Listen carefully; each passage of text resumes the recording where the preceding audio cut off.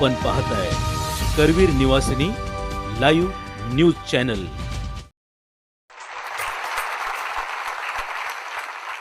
जगात प्रगल्भ भाषा कुठली असेल तर मराठी। त्यातल्या त्यात मराठी महाराष्ट्राची, पण त्यामध्ये पश्चिम महाराष्ट्राची जास्त प्रगल्भ। आईची शपथ घातलेली असते, 4 वाक्यामध्ये 4 शिव्या आल्याच पाहिजेत। आणि त्या सगळ्यात जास्त प्रगल्भ असेल तर कोल्हापूरची, म्हणजे प्रश्नच नाही। बाकी कोल्हापूरचा माणूस जसा दिलखुलास तशी भाषा आहे दिलखुलास। तिथं वडीलधारा माणूस सुद्धा लहान मुलाला रांड्याच्या दंगा करतोस, किती कानाला बरं वाटतं। असे सगळे संसार घेऊन मी तुमच्या पुढे उभा आहे ऐकवायला सगळं। म्हणजे ही शिवी सकाळी 8 वाजल्यापासून तुम्ही कोल्हापुरात फिरताय, रात्री 12 वाजेपर्यंत जर ऐकूच आली नाही तर कुठेतरी परदेशात चुकलोय की काय, असा भास होतो। असं ही शिवी छान। बाकी मित्राला तेवढ्याच प्रेमाने दिली जाते, विरोधकाला तेवढ्याच रागाने दिली जाते, त्यामुळे आम्ही शिवीच मानत नाही। अनेक वैशिष्ट्य आहेत कोल्हापूरच्या भाषेची। त्यातलं आणखी एक वैशिष्ट्य म्हणजे व्याकरणात 3 प्रकार पडतात: पुल्लिंगी, स्त्रीलिंगी, नपुसकलिंगी।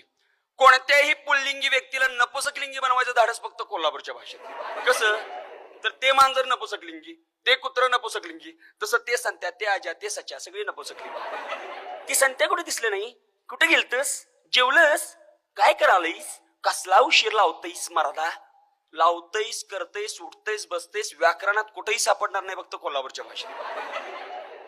अनेक वैशिष्ट्य, त्यातल्या त्यात शाहूरायांची नगरी, त्यामुळे प्रत्येक जण स्वतःला सरकार घराण्यातलं समजतो। प्रत्येकाचा उल्लेख परड्यात पिकल्यासारखा। ते ना, आज गर्दी काय रे? बंदोबस्त काय? मुख्यमंत्री आलंय रे? मुख्यमंत्री आलंय काय? रांडाचं बच्चन ऍक्टिंग करताय नाही काय? ह्या जर त्यांना लिहून पाठवल्या प्रतिक्रिया तर ते बिचारे आपापले धंदे, आपापलं पद सोडतील। आणखी एक वैशिष्ट्य, इंग्लिशचा वापर इंग्लंडकरांच्या सुद्धा दम नाही, कोल्हापूरकरांनीच करायचा। बाकी इंग्रजांच्याकडून एक गोष्ट शिकण्यासारखी आहे, फॉर्मॅलिटीज, आदर देणे घेणे। तिथं वडील सुद्धा मुलाच्या रूम मध्ये जाताना नॉक करून जातो, मॅय कम इन असं विचारतो। आमच्या इथे ती भानगड नाही, धाडकन दार गोडायचं, असं करतेस वय। अशा अनेक गोष्टी बघायला।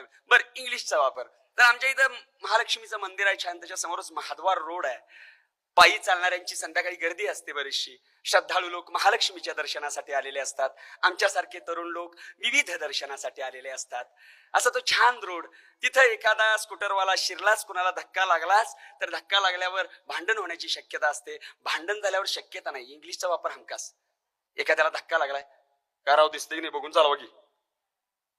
सॉरी काय राव सांगायला लागलाय? सॉरी, पायावर गाडी गेली असती की।